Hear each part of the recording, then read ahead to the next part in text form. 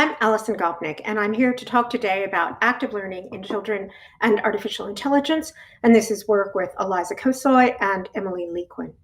The first question you might have is why think about children when we're asking questions about AI?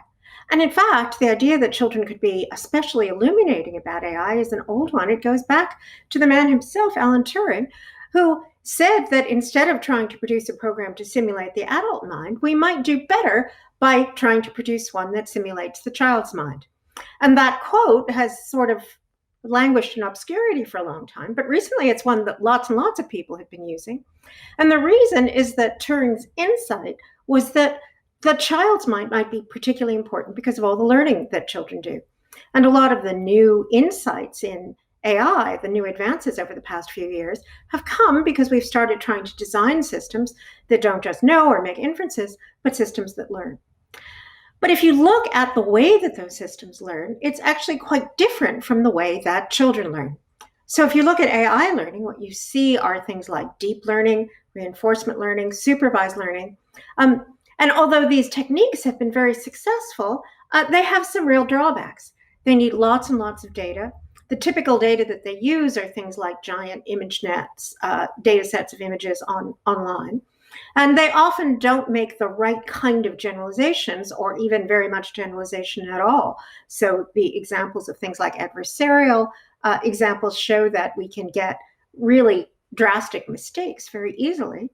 On the other hand, they have proved to be computationally tractable, and in particular, they proved to scale up. So we can actually use these techniques to do real and what might have once been very challenging problems. Now, if you compare that to 4-year-olds, 4-year-olds are almost the opposite. 4-year-olds learn from relatively little data, and the kind of data that they learn from is very different from the kind of data that a typical AI system learns from. In particular, children have very little supervision or reinforcement. No one is telling the children this is the right thing to do or the wrong thing to do, or your level of reward is going up or going down. And yet they make excellent generalizations. So from just seeing what's going on around them, they can generalize really effectively to new situations, including ones they've never seen before. The downside is that we don't, or haven't until recently, been able to figure out exactly how it's possible for them to do this. And the kinds of techniques that we do have, things like Bayesian probabilistic inference, tend to be very computationally expensive and indeed intractable. So the question we can ask is are there some insights we can get from the way that 4-year-olds are learning that could inform the way that we would design an AI that could learn? And recently, I and my colleagues have been working on a grant funded by DARPA, the Machine Common Sense program, to try and see if we could use insights from development to understand AI better. And in particular, the project we've done at Berkeley, which we sort of appropriately for children call MESS, suggests that there are 3 things that children are doing, which the typical AI systems in the past or the typical machine learning systems have not done.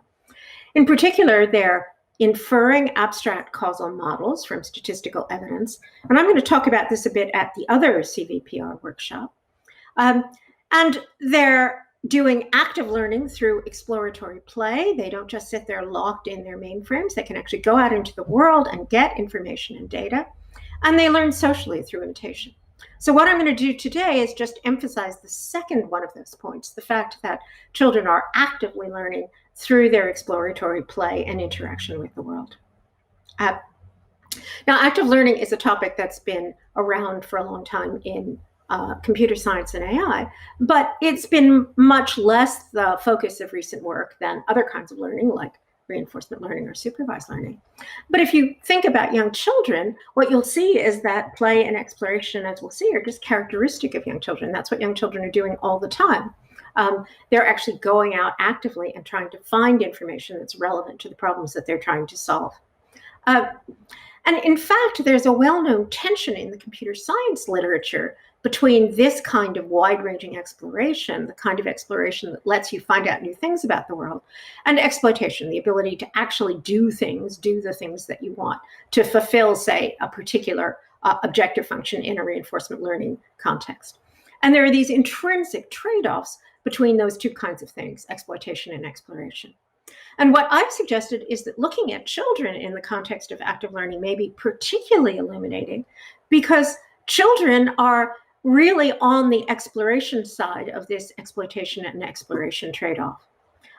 So the hypothesis is that childhood, this very distinctive human phenomenon, the very long childhood that we have, is actually evolution's way of resolving explore-exploit trade-offs and performing something like simulated annealing, starting out with a very high temperature, variable, exploratory kind of search through a hypothesis or a solution space as a child, and then gradually converging on something that looks more like exploitation, kind of low temperature, filling in the details as an adult.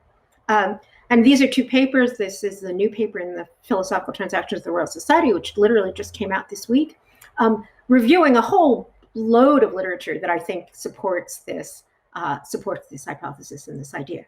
But today what I'm going to do is just talk about two experimental paradigms that we've been using to try to explore whether children actually are exploring in a particularly wide-ranging and effective way, and think about some of the advantages that kind of wide-ranging exploration might give in their problem solving.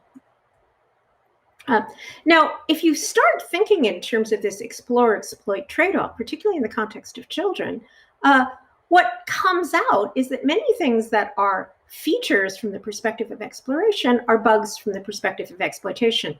And many of these things are exactly the sort of features of childhood that people have traditionally thought of as bugs, as things that make children irrational or incapable of thinking in a logical way. So things like being noisy, being variable, introducing a lot of randomness into your hypotheses or into your actions. Things like being willing to take a lot of risks, being impulsive, doing things without thinking through the consequences. Also, simply the very act of playing. By definition, play is an activity that is not designed to bring about a particular outcome.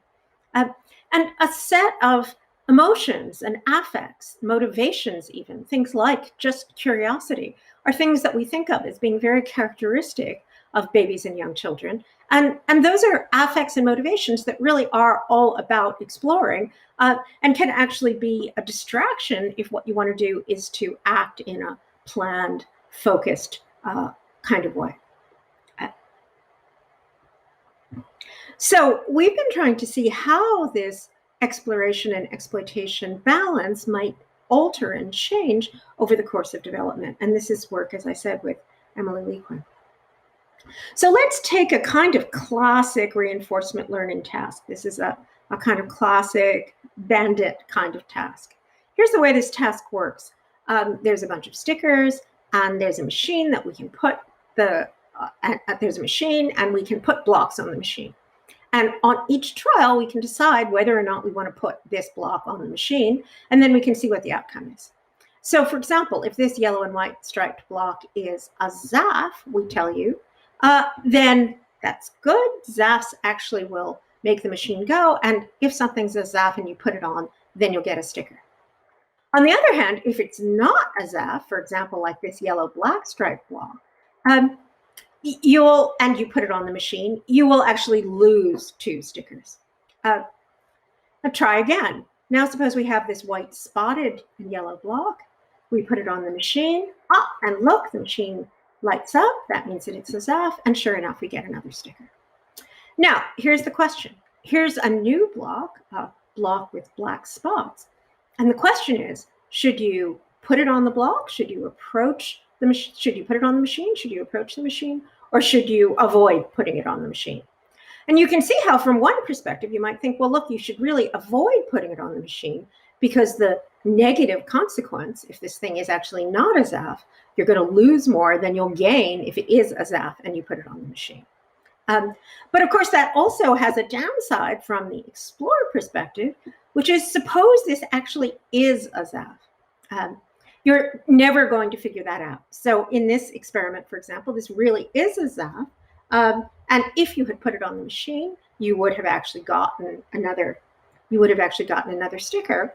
And the principle is that the rule for determining whether something's a ZAF or not is actually 2-dimensional. So things that are black and have stripes are not ZAFs, and everything else is a ZAF. Now, what you might have thought when you first saw this is, well, a likely rule is that things that have white things on them are ZAFs, things that have black things on them are not.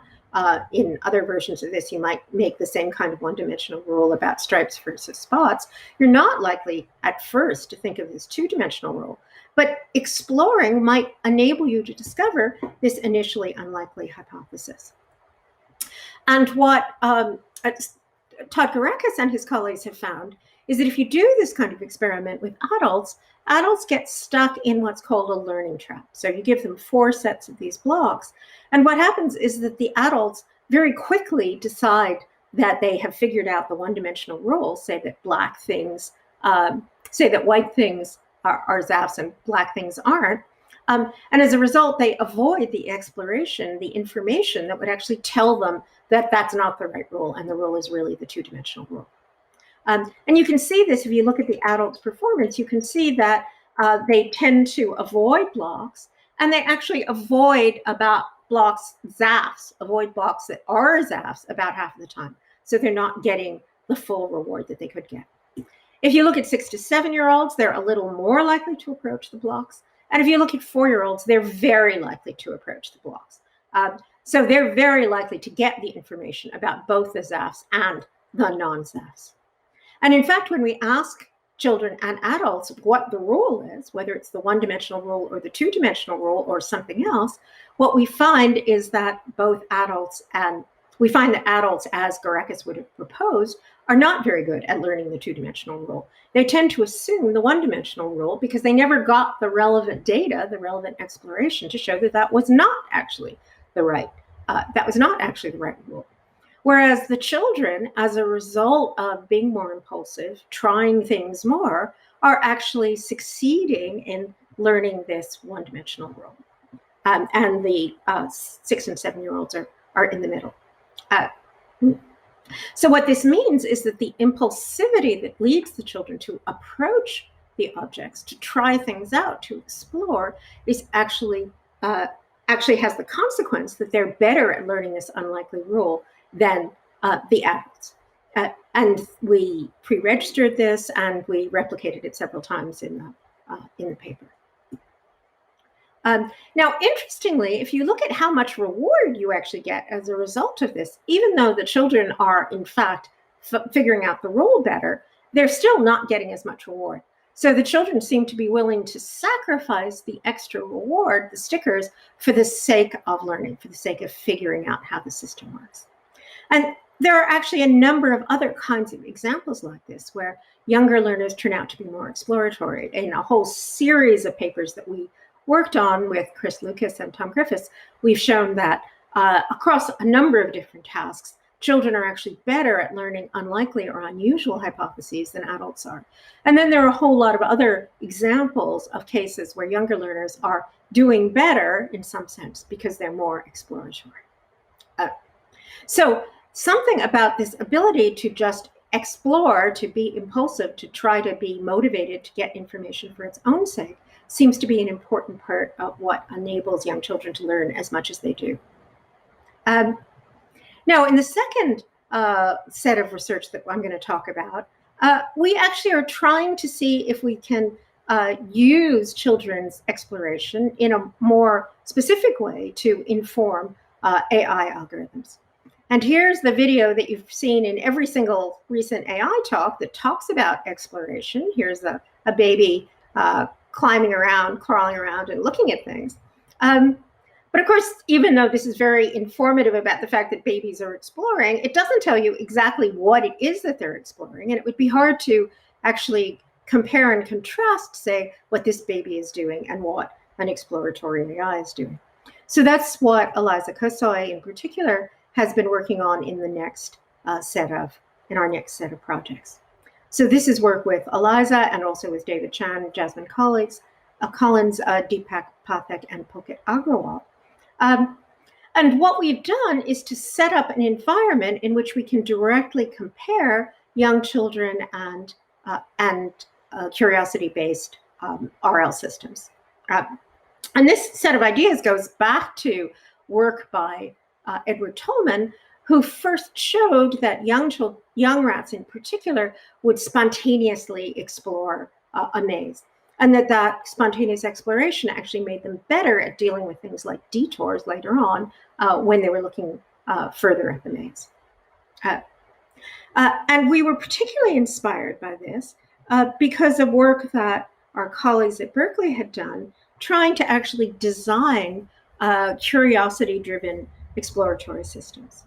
And Trevor Darrell, Alyosha, and Deepak and Pulkit had actually designed AIs that, like children, are driven by curiosity, are driven by trying to find exceptions to the rules that they have. So what we've been doing recently is using the DeepMind environment to try to figure out if we can give an AI like our curiosity-based AI exactly the same task as the children. And the particular task we've been looking at is a maze navigation task. So a task that involves finding your way through space. An example of something where an active embodied technique is absolutely necessary if you're going to be able to succeed in doing this. So what Eliza did was to actually invent a controller which enabled even very young children, 3- and 4-year-olds, to explore a maze in the DeepMind lab environment.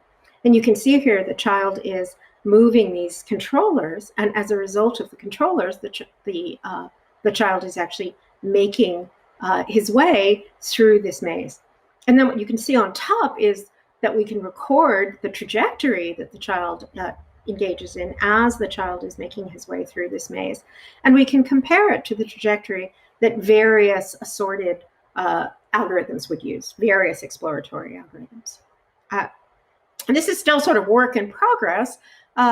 So let me just tell you about some of the work that some of the methods that we've done so far, and mention one kind of cool, interesting result that we have.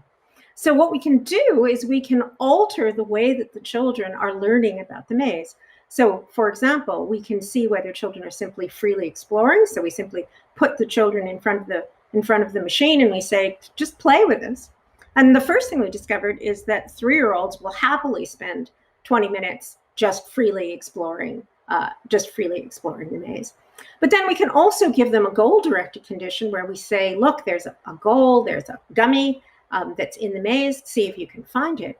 And we can do things like introduce a detour where now the original path is blocked, and see if the children can figure out the detour, a bit like Tolan and his rats. And we can also vary whether the children have dense rewards in this maze environment or sparse rewards. So in the sparse case, we simply have the goal, that's the only reward that's present, and the children are just freely exploring. Now, an important little extra thing that we've done is to introduce this picture that's on the side of the maze. That's where the car and the house are. So in the maze, you actually see this picture, which is in fact a picture of a house that's on one of the walls of the maze. And what we can do is ask the children whether or not they've seen what they saw in the picture. Was it a house or a car? We can see if they find the goal in the block case, and then we can see if they'll generalize to yet another maze. And we can do the same things in a dense reward condition where there's actually a trail of apples that leads you to the goal to begin with, so that you can actually get rewarded at each stage and follow that trail to get to the goal, which is sort of typically the most efficient way of doing a kind of classic reinforcement learning algorithm. And then again, we can ask about how good the children are at actually finding the goal, how good they are at generalizing, how good they are at detours. Now, so far, we've got 69 children. We've had to slow down our data collection because of the pandemic. And we're just starting to analyze this data, so I won't be able to give you a full set of results. One thing that we can say is that the children are really quite remarkably good at this task. If you ask them to freely explore, they'll explore almost all of the maze.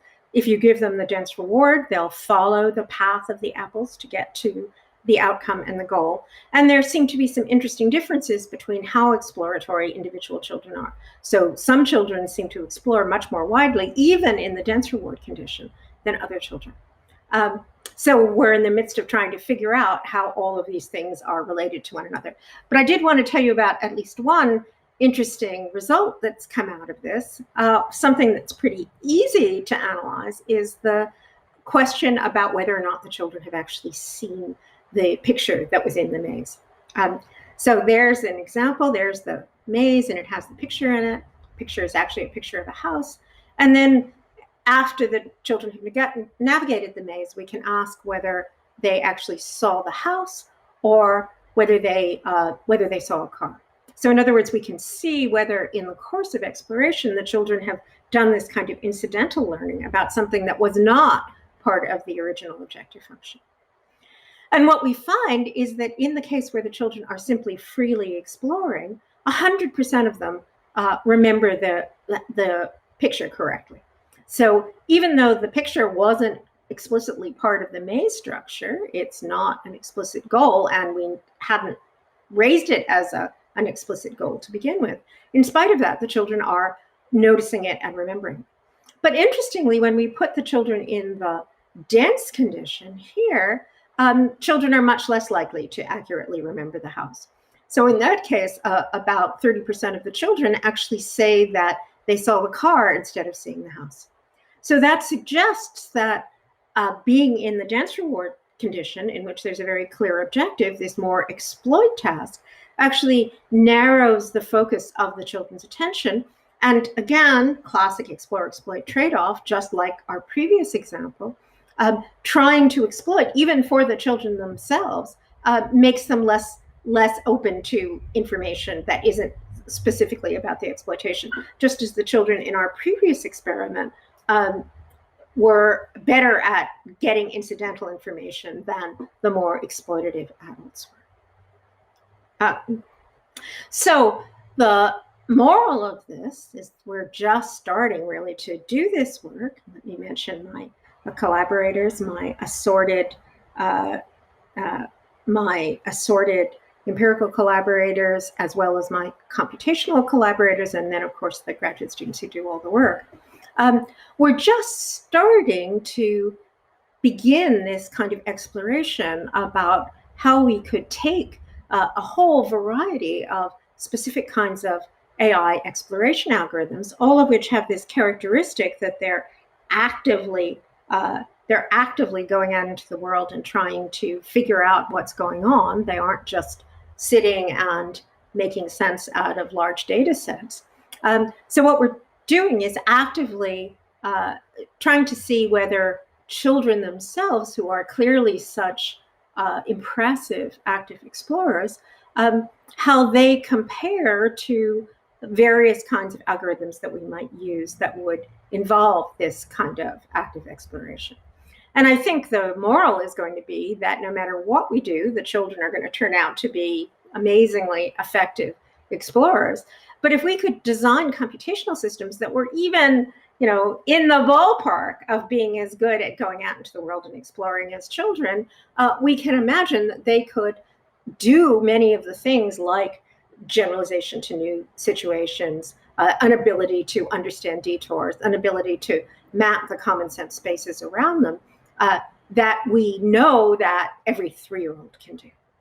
So thank you very much for your attention, and I'm be around to answer some questions.